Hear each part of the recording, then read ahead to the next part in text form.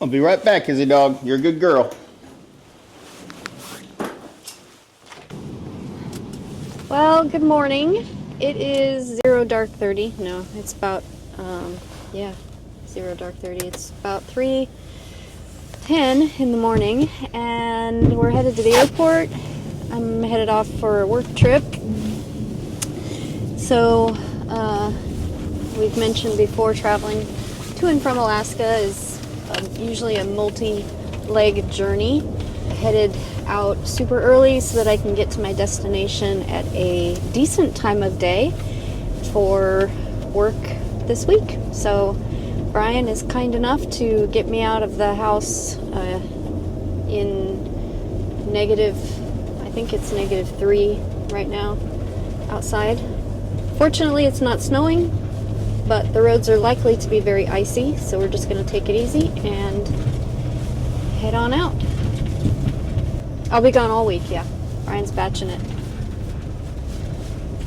So I guess you'll get to see what kind of antics he's up to. Who knows? Maybe he's going to be fixing a side-by-side or Snowblower, I think. Snowblower, fixing whatever breaks. It's usually his MO. Yeah, when the cat's away, the mice work on snowblowers. That's what they do. See, this is usually moose hour, so we'll see. Maybe we find Stella and Sid on the road.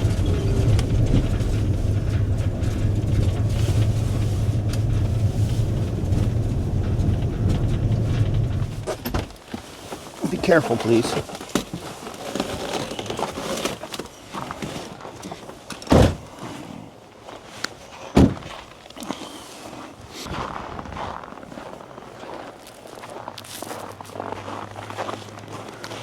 It's like a busy day at the airport. It's a busy day. Be careful, please. You got your cleats on? Nope.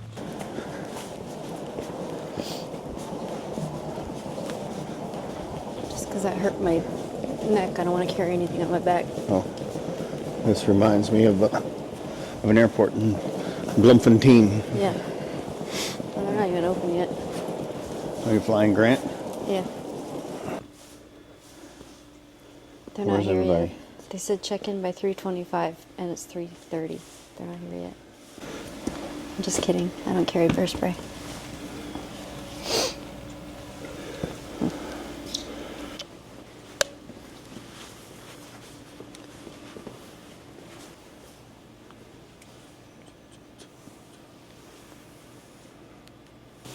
What do you see? They have an Echo Lake vending machine. So Echo Lake Meats is one of the famous for us. It's Local. a local Shop. meat butcher shop, yeah. And there has been this vending machine in the Kenai airport forever. Not this vending machine, but a vending machine here that had nothing in it. It just had like these little empty slots for over a year. Yeah, but I've never seen a vending machine that So- makes steaks. No, but so we're wondering, we just saw this, so we're wondering what's actually in it, so we're gonna check. You can get sausage in a Oh, guess so you some get vacuum checkers. sealed. Oh wow, so the beef sticks, those are all sold out. Sausage, beef, cheese spreads. So they've got really good cheese spread. Cheese spread. Look at that. A vending machine for the cheese spread. Huh.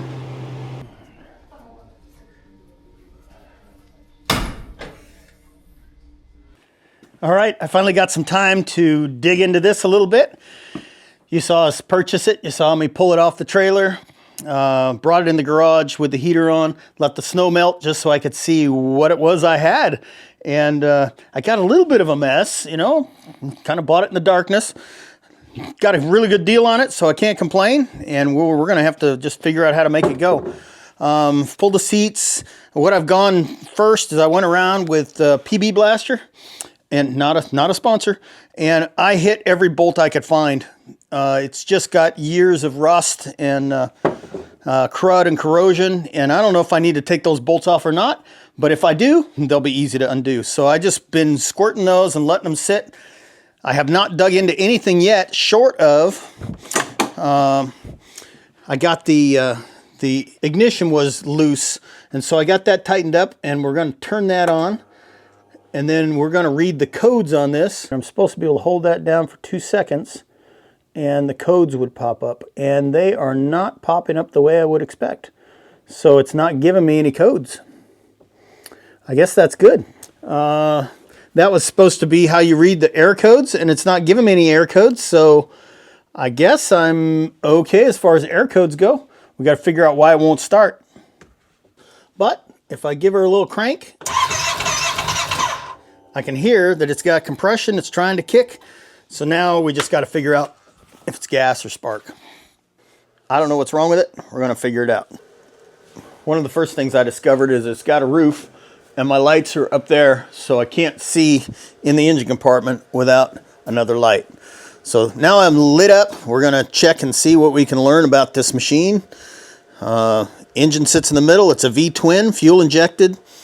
This is a 2019 Kawasaki T-Rex 800. It's an 800cc motor. So I pulled the spark plug. It looks relatively new. There's no oil on it, but there is something on the front of it. So I want to take a peek and see if I can figure out what that is. That was found in the scooter. Uh-oh. I just realized something. This has a number on it. Number 70. He said he got it out of Hawaii because it had surface rust on it, and it came out of Hawaii. But it came out of Hawaii, and it's got a 70 on it. That means it was a rental.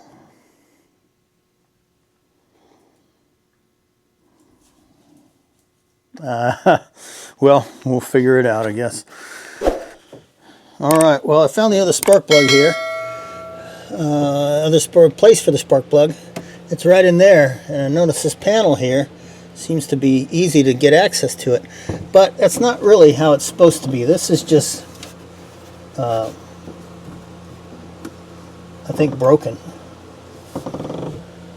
Step 14, take all the plastic pieces off. Look at, to take that off you got to pull the seat out. So no one wants to do that just to change the spark plug. So, and you can see all the little rubber, all the little plastic connector things are gone. So I'll order up some of those. Maybe I ought to just pull this seat just to get in there. You know, it's a toss-up.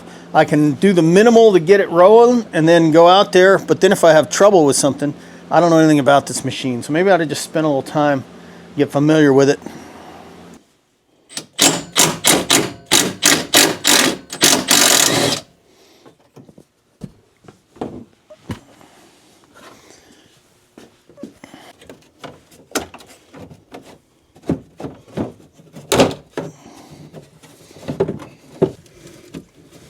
I think if you had the proper tool, it wouldn't booger them up. A person could just go, I just want to fix the spark plug. I don't want to deal with all this plastic, but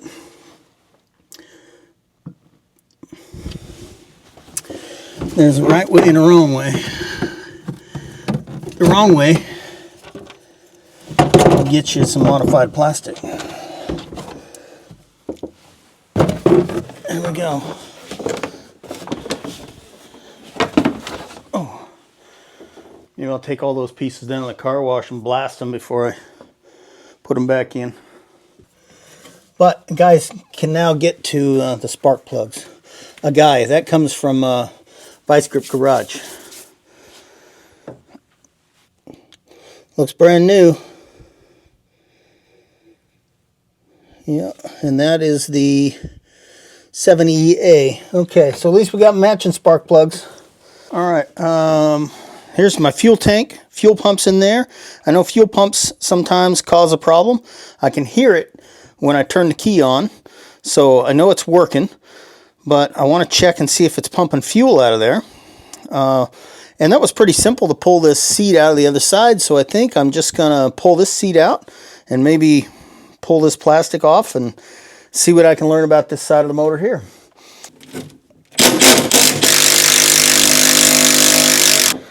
Easy system there, I think.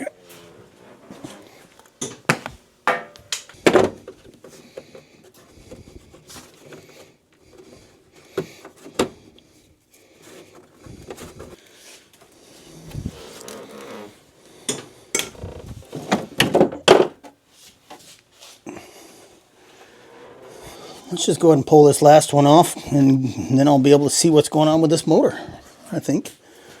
Here's a intake manifold that appears loose, not connected right there. Look at that. That thing's ready to fall off. So this was a good idea, taking this all apart. So this is what I wanted right here. It's fuel injected, so that means it's got high pressure. Here's the fuel line, and it's going up here to the injectors. I think I want to disconnect it right there and crank it and see if I can get fuel to pump into the bucket. And if I can, then the fuel pump's working, and it should be getting to the rails just fine. Okay, so I gave it a few more cranks just because I got those spark plugs in and tightened up, and the battery was starting to die. He said it was a new battery, so I got the charger out. I was going to hook it up, had to figure out how to get to the battery. You got to take the air box off, or the air filter, which did not have an O-ring attaching it, so that was good. I pulled that off. It's got another little snorkel here with no O-ring on it, and then I pulled the battery connection off, and the rubber cover for the terminal was pinched in between the lug on the battery, so it was not getting a good solid connection. Let's check this. The ground one is loose also, so this is good things. Let's get that figured out, tightened up. We'll get it on the charger, and then maybe once it's all charged up, maybe it'll just fire then. We don't know. He was a good dude, the guy that sold it to me. He said he was not mechanically inclined, so that's all right.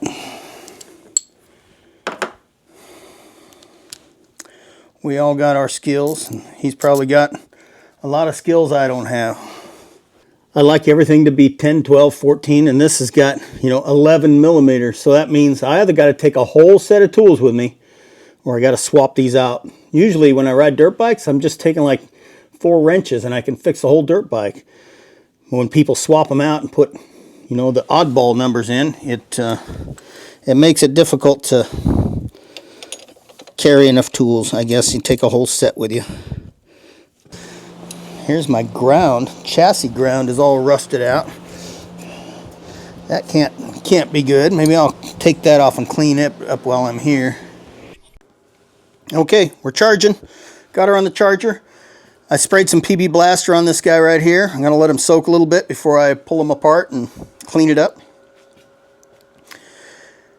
And let's get back to that intake manifold. I don't know that you guys want to watch every step, but what did I do? I put the battery on the charger. I popped the fuses here. I pulled all the fuses out, and I checked them. They were all good. And I sprayed a little battery cleaner, terminal cleaner down in there and cleaned that all up. I checked the overflow reservoir. It was empty.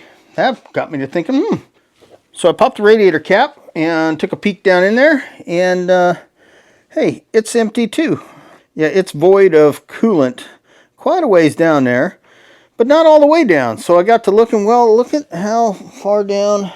Oh, look, can you see the radiator right there?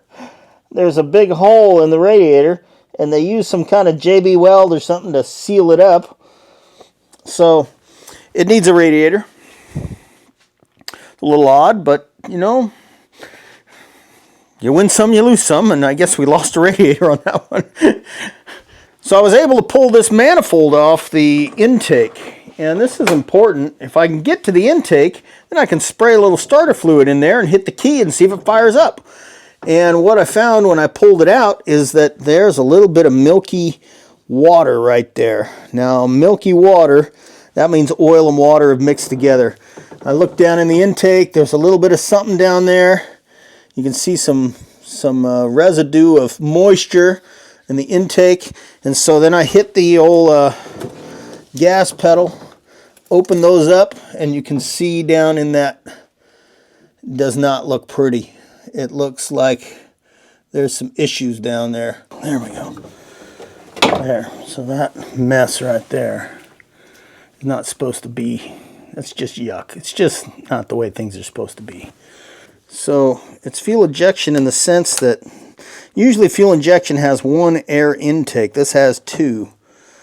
And it's probably got some kind of an airflow sensor right here. But this is the fuel line coming in. And it goes to this little mini fuel rail right here. 1, 2. And then here's the injector with a little wire right there that tells it when to go. So it is fuel injected. So maybe I'll pull this whole thing off and clean it up. There's just some yuck in this thing. What is that? That should not be in a guy's carburetor. Okay, I got a couple of hose clamps off of there, and then this thing lifted right off of here. So now I can take this and clean it up. That mess that it is. You can see what I'm looking at. See those deposits in there? I don't know what it is, but it doesn't look useful. Well, the one thing I will say is I'm glad I did this. I'm glad it didn't start and I just went, oh, let's just go for a ride, because this is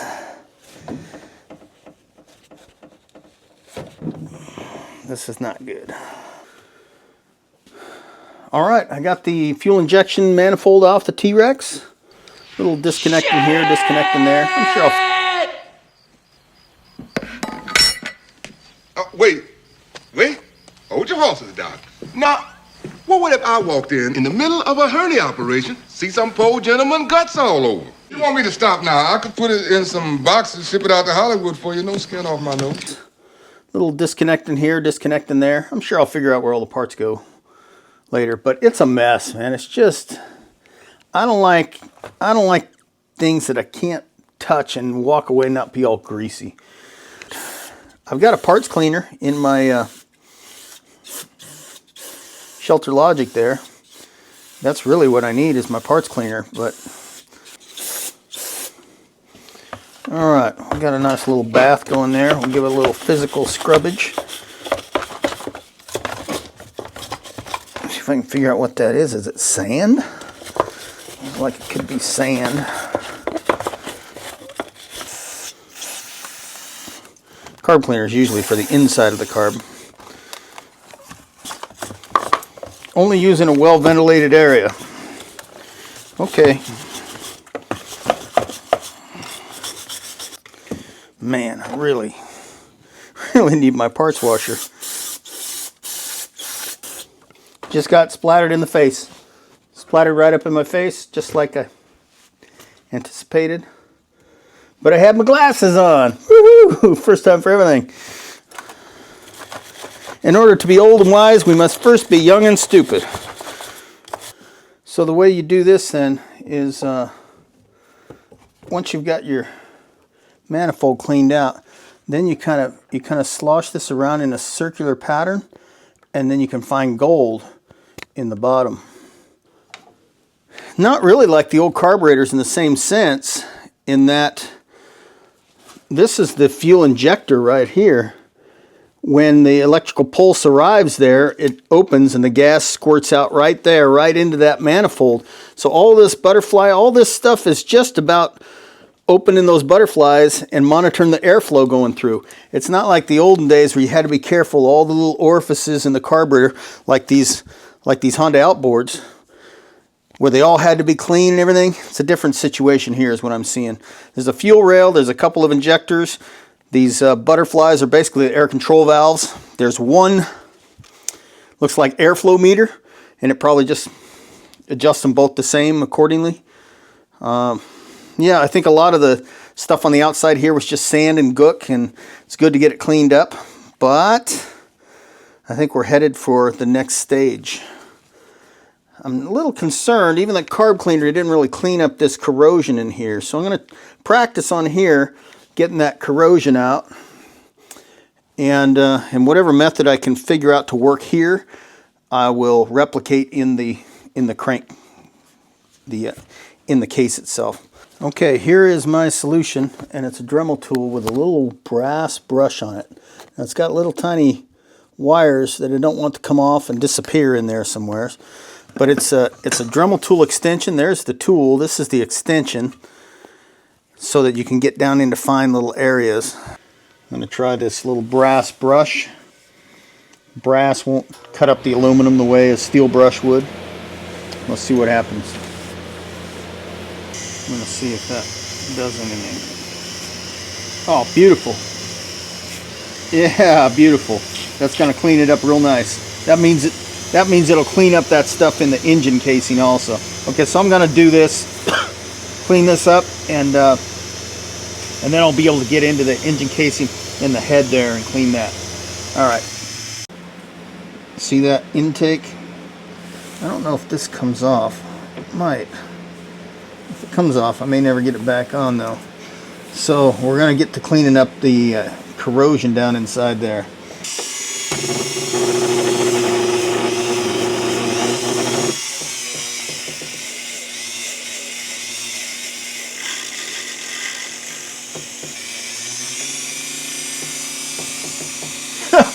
That looks pretty darn good. You see down in there? Boy, it cleaned them up pretty good. I just got to get down further into the valves. So I think maybe a smaller, yeah, and that one of those valves is open, so the deposits are going down into the motor, but they're not going to matter. They'll burn it. All right, so I got a smaller brush. I've even got a little smaller one, but I'm going to try this one first. See if I can't really see anything down there while I'm doing it, so we're just kind of going blind.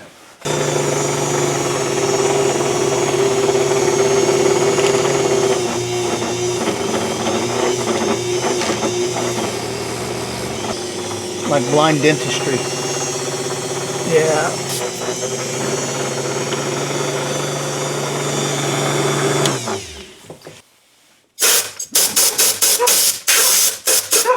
Oh yeah, I can see the dust coming up out of it.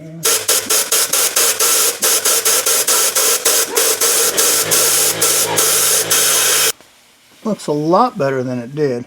Now what I see though is I still see some rust on top of those valves.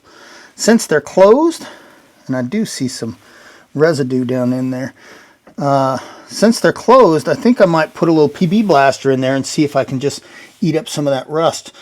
Short of pulling the whole motor apart and cleaning that whole head up, I think that's as good as it's going to get. These valves here are open. If I pull the spark plug and blow air in here, it might blow residue out the spark plug hole. Oh yeah. Tell you what, let's run a camera down in there and just see what the piston looks like. See the top of a piston.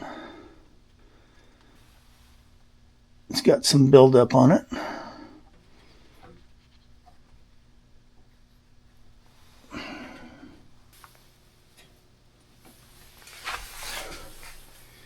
Once you get it down in there, you've got to be able to twist it around so you can see. And I can't twist with one hand, so.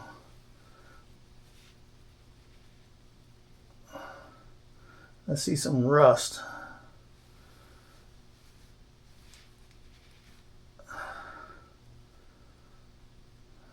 And because of the depth of the spark plug hole, I can't really, there is some rust over there on the cylinder wall.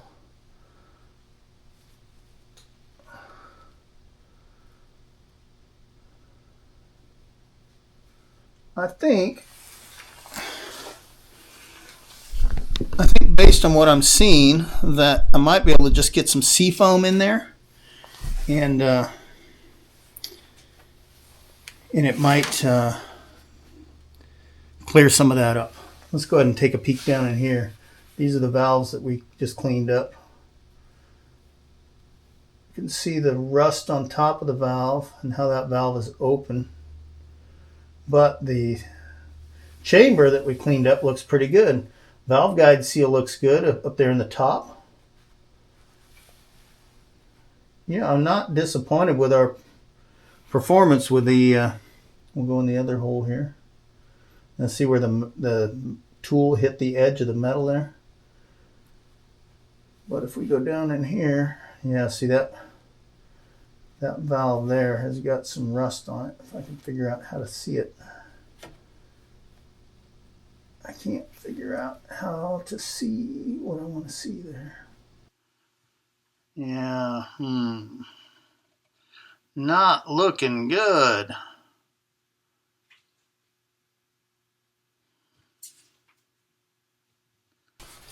Here we go.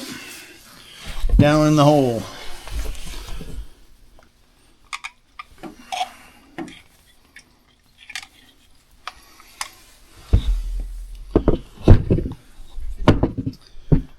This other one is open. I don't want to put it in there and have that go straight down into the cylinder. This might drain into the cylinder anyways. I mean, worst case, I'll have to change my oil. It's bubbling. I don't know what bubbles mean, but it's bubbling. Maybe bubbles mean that there's compression on that cylinder and it's pushing out through the valve. I don't know. Never really heard of a PB Blaster valve job, but we'll see how it turns out. So there's two intake valves. I put PB Blaster in both of them, and one of them, the PB Blaster went away, and the other one was full. So I'm not sure exactly what that means yet. Valve adjustment, maybe. And so I got in here, I got the little cover off of this just to get a better look at the engine, and it's full of corrosion. I started to clean it off, realized this is my valve cover right here. So I'll pop this off, but I want to clean all the dust and dirt off around it. And so that means I got to get down around here for the exhaust valves, and the same is going to happen over here on this side. One of the performance issues with these machines has been valve adjustments, just from reading things online. So that's where I'm headed right now. I'm just taking the little wire brush we used on the Dremel tool, but I got it on a drill this time, and I'm just using that to get the dirt away from the edges of the valve covers and clean those up so I can pop those off and adjust the valves. So I got off on a tangent. I got to looking at those exhaust valves that need to be adjusted and realized that I probably need to take this off, and that means I need to take this off, and I pulled the back seats off, and I found a pile of brush and garbage, and that's not how I do things. So we're going to pull these back seats out and take some of these body panels off and just clean this thing up a bit. I figure if I get into that motor and it doesn't start, I'm going to have to probably pull it anyways, and so getting this stuff off now is not a problem. That's my thoughts. I'm just going to pull the seats out, and how hard could it be? In the process of taking those seats off, I broke several of the bolts, 4 to be clear, and I have tried all of the methods that I'm aware of. Putting the nut on and welding it is not working, probably because I'm not a very good welder. I cannot apply heat because this is plastic, and so trying to get heat to the metal in the middle there and heat up that bolt in the rust area just is not, I've tried it, but I don't want to melt up the plastic. So the process that is working is to drill it out. First, just center tap the bolt so that when you drill, it doesn't wobble all over the head of the broken bolt. I'm drilling it out with a small drill bit. As you can see there, I've got one to go. And then I drill it out with a larger drill bit. And then I run the tap through it just to make sure the threads are clean. That's where I'm at right now, is the process of making that hole bigger. That is a bolt that broke off, and I center drilled it. You know, the broken stud I center drilled.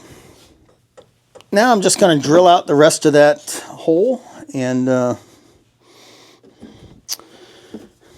see if you can see the process. Give a little bit of WD-40.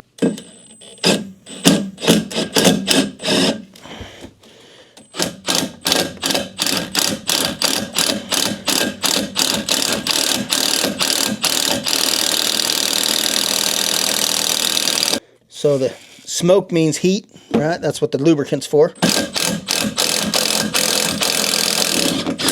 All right, there's that. So run that through. Now I'll put my little vice grips on here. Just, if I can get them in there just enough to grab hold of that thing. It'd be nice if you can do it while it's still hot.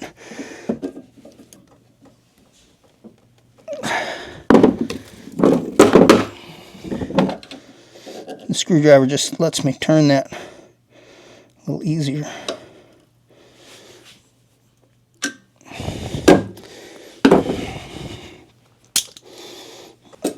I wish I could just get those clamps on there to stay, and then wouldn't have to readjust my grip every time, every rotation.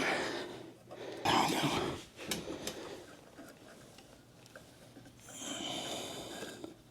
Seeing some daylight through the side of that bolt, so I think I did not get centered very well. Given the situation, I'm not going to complain though. So yeah, you can see that I opened the edge of that bolt up a little bit. That means I probably hit the threads going in there. So, but I got the piece out. That means I don't have to use a helicoil or weld a nut in there or any of that. Now I'm going to use my little magic metal flake grabber.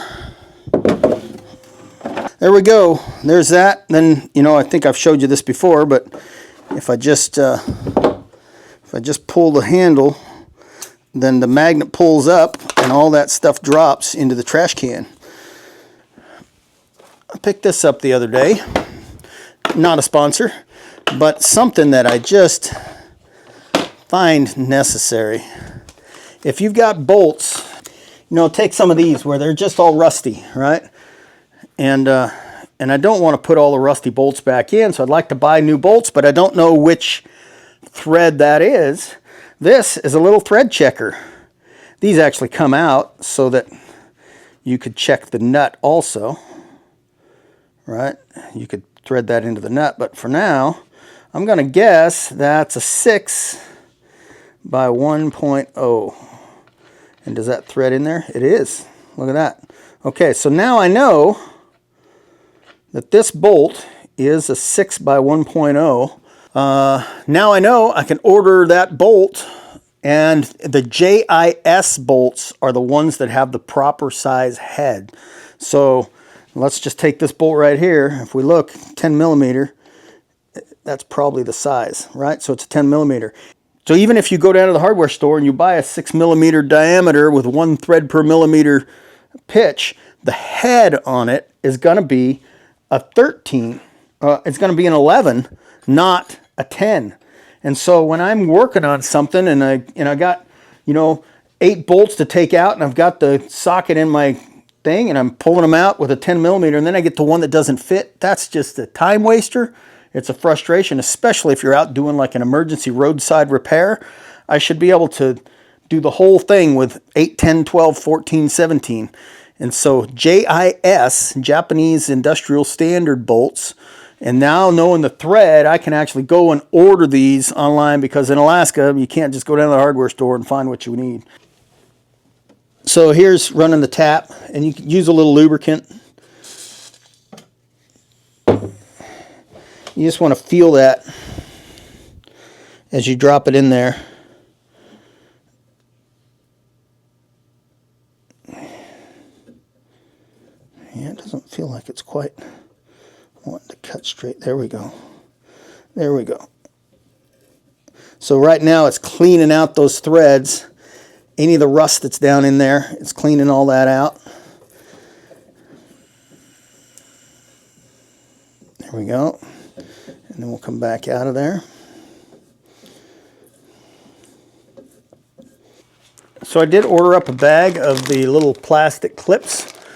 The first bag I ordered was incorrect. They were the wrong size. So I had to get my calipers out and measure them and do conversion to metric and then order the right size. Even though the first one said they were for this machine, they were not for this machine. However, the second bag that I ordered came with a cool disconnect tool. So no more, maybe no more using the pick and pliers to pull these out. Let's see if they work.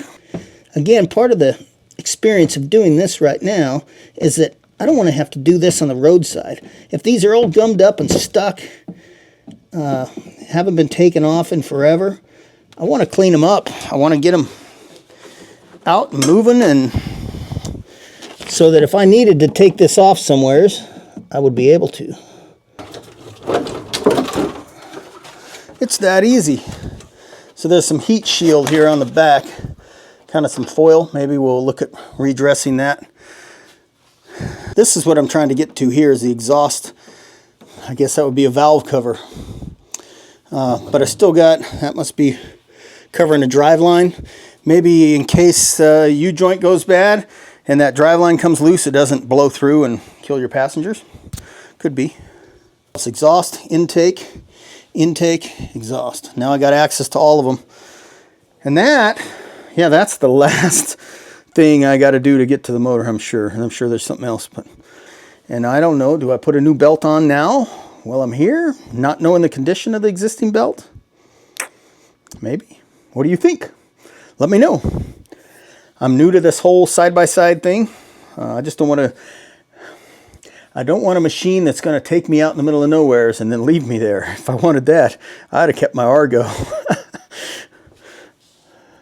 In order to adjust the valves, I've got to turn the motor, and there's a bolt on the side here, buried down in here somewhere, as you can take out as a plug that allows you to get a socket on and turn the motor. I'm not sure which it is. It's either this one or this one. I'll have to research a little more. But then you can turn the motor by hand and get the valves where you want them to be able to adjust them.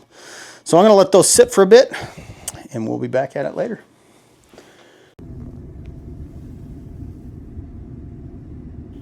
Hey, we want to thank you so much for watching and just leave you with a shot of a couple of the neighbors stopping by.